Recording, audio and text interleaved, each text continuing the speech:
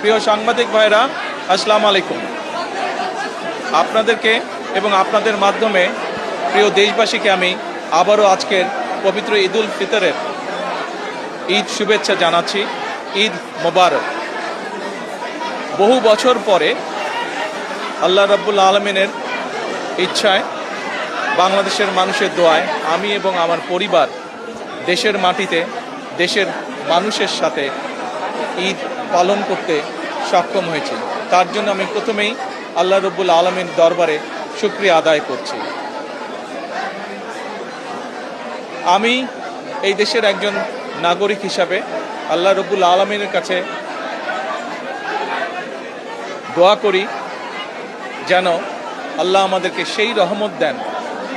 আজ এই ঈদে বাংলাদেশের মানুষ যতটা নির্বিঘ্নে বা যতটা শান্তিতে ঈদ উদযাপন করতে সক্ষম হয়েছে, ইনশাল্লাহ ভবিষ্যতের ঈদগুলোতে যেন আরও বেশি শান্তিপূর্ণভাবে আমরা ঈদ উদযাপন করতে সক্ষম হই, দেশের সকল শ্রেণী পেশার মানুষকে সাথে নিয়ে।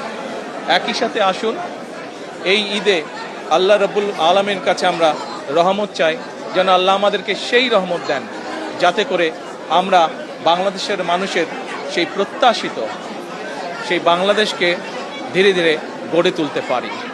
আজকের এই ঈদের দিনে দেশবাসীর কাছে আমি দোয়া চাই।